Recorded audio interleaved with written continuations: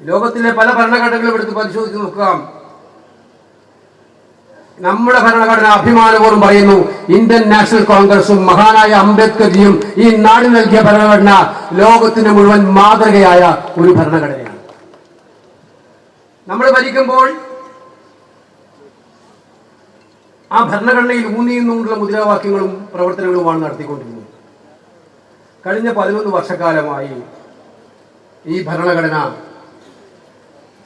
ഏറ്റവും തീവ്രമായ അക്രമത്തിന്റെ നടുവിൽ നിൽക്കുകയാണ്.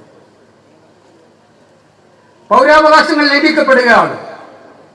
ഭരണഘടനാ തത്വങ്ങൾ പാലിക്കപ്പെടുന്നില്ല. നിങ്ങൾക്ക് എല്ലാവർക്കും അറിയാം, ഭരണഘടനാധിഷ്ഠിതമായിട്ടുള്ള ഏജൻസികൾ അതിനെ ഉപയോഗിച്ചുകൊണ്ട് ദുരുപയോഗിച്ചുകൊണ്ട് രാഷ്ട്രീയ പാർട്ടികളുടെ പ്രവർത്തനങ്ങളുടെ സ്വതന്ത്രമായ പ്രവർത്തനങ്ങളെ ഇല്ലായ്മ ചെയ്യുകയാണ്. ഈ നാട്ടിലെ സ്വാതന്ത്ര്യം എന്ന് പറയുന്നത് രാഷ്ട്രീയ പാർട്ടികളായാലും വ്യക്തികളായാലും അവർക്ക് ഇഷ്ടമുള്ള കാര്യങ്ങൾ പറയാനുള്ള അവകാശം, അവർക്ക് ശരിയെന്ന് തോന്നുന്ന കാര്യങ്ങൾ, അവർക്ക് നിലപാടുകൾ തുറന്നു പറയാനുള്ള അവകാശം അതിന് ഈ രാജ്യത്തില്ല.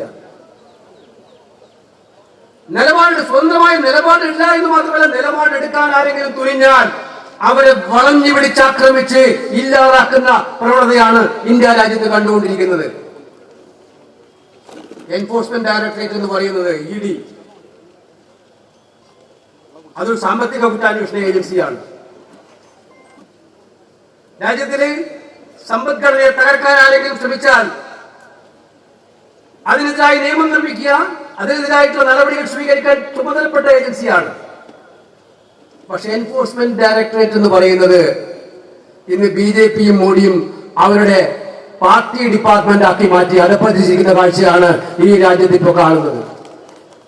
നിങ്ങൾ എടുത്തു നോക്കണം, കഴിഞ്ഞ 10 വർഷക്കാലത്തിനിടയിൽ 193 കേസുകളാണ് ഇന്ത്യയിലെ പ്രതിപക്ഷ നേതാക്കന്മാർക്കെതിരെ മാത്രമായി എൻഫോഴ്സ്മെന്റ് ഡയറക്ടറേറ്റ് ചാർജ് ചെയ്തിരിക്കുന്നത്.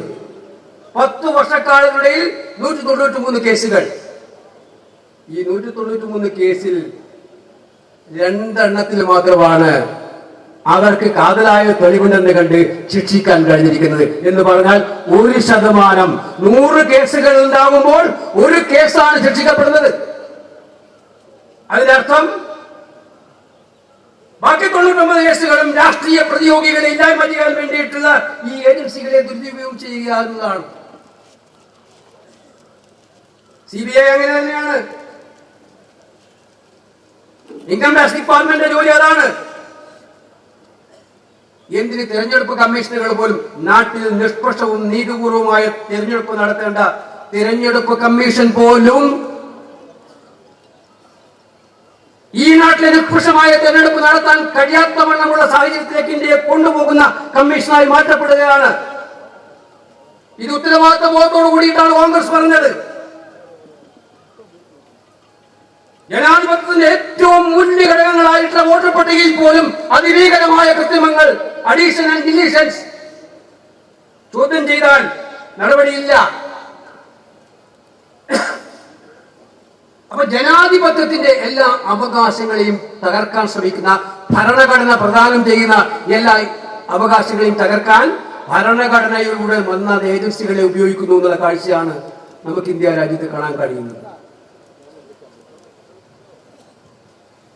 ബെൽഗാവി സമ്മേളനം ആ പ്രമേയമാണ് അവതരിപ്പിച്ചത്. മഹാത്മാഗാന്ധി കൊണ്ടുവന്ന ഇന്ത്യ രാജ്യം, ആ മഹത്തരമായ ജനാധിപത്യ രാജ്യം അതിതീവ്രമായ വെല്ലുവിളികളെ നേരിട്ടുകൊണ്ടിരിക്കുന്നു. നമ്മുടെ ഭരണഘടനയും നമ്മുടെ പൗരാവകാശങ്ങളെയും സ്വാതന്ത്ര്യത്തെയും തകർക്കാൻ ശ്രമിച്ചുകൊണ്ടിരിക്കുന്നു. ഇതിനെല്ലാം ഉപരിയായിട്ട് ജനങ്ങളെ വിഭജിക്കാൻ എങ്ങനെ പറ്റും, അതിനുള്ള ഗവേഷണം ഓരോ ദിവസവും പുതിയ രീതിയിൽ നടത്തിക്കൊണ്ടിരിക്കുന്നു. ഈ ഗവേഷണങ്ങൾ നിസ്സാരമല്ല. ഞാൻ നേരത്തെ പറഞ്ഞു, ഏജൻസികൾ ഇതേപോലെ തന്നെയാണ് ഇന്ത്യൻ പാർലമെന്റിലെയും നിയമം നിർമ്മിക്കേണ്ട പാർലമെന്റ്. ഭൂരിപക്ഷമുള്ളവർ പാർലമെന്റിലെ നിയമം പാസാക്കും. പക്ഷെ പാർലമെന്റ് എന്ന് പറയുന്നത് ഭൂരിപക്ഷമുള്ള ഭരണകക്ഷിക്ക് മാത്രമുള്ളതല്ല. നമ്മുടെ പാർലമെന്ററി നിയമങ്ങൾ അനുസരിച്ച്, കീഴ്വഴക്കങ്ങൾ അനുസരിച്ച് പാർലമെന്റ് ഭരണപക്ഷത്തിനും പ്രതിപക്ഷത്തിനും ഒരുപോലെ അവകാശപ്പെട്ടതാണ്. കാരണം ഇന്ത്യയുടെ ജനങ്ങളെ രണ്ടുപേരും പ്രതിനിധാനം ചെയ്യുന്നു. പക്ഷെ ഇന്ത്യയിലെ പ്രതിപക്ഷത്തിന്റെ ശബ്ദങ്ങളെ തമസ്കരിക്കാൻ, തകർക്കാൻ ഏത് വിധേനയുമുള്ള ഇറങ്ങി പുറപ്പെടാണവർ. നിയമങ്ങൾ നിർമ്മിക്കുന്നത് സുഹൃത്തുക്കളെ പണ്ഡിറ്റ് ജവഹർലാൽ നെഹ്റുവും ലാൽ ബഹദൂർ ശാസ്ത്രിയും ഇന്ദിരാഗാന്ധിയും രാജീവ് ഗാന്ധിയും ഒക്കെ ഭരിച്ച ഈ മഹത്ത രാജ്യം, അങ്ങനെ പ്രാമാണികന്മാരായിട്ടുള്ള പ്രധാനമന്ത്രിമാർ ഭരിച്ച ഈ രാജ്യം, ഒരുപാട് പ്രഗത്ഭവതികളായിട്ടുള്ള നേതാക്കന്മാർ ഭരണം കൈവാടിയ ഈ രാജ്യത്ത് അന്ന് രാജ്യത്ത് നിയമം നിർമ്മിക്കുന്നത്, സാധാരണ നിയമം നിർമ്മിക്കുന്നത്, നമ്മൾ പറയാറുണ്ട് ഭരണാധികാരികൾ രാജ്യത്ത് നിയമം നിർമ്മിക്കേണ്ടത് അവരുടെ ഹൃദയം കൊണ്ടായിരിക്കണം, അവരുടെ തലച്ചോറ് കൊണ്ടായിരിക്കരുത്. ഹൃദയം കൊണ്ട് നിർമ്മിക്കുമ്പോൾ മാത്രമേ അവിടെ സ്നേഹമുണ്ടാവൂ.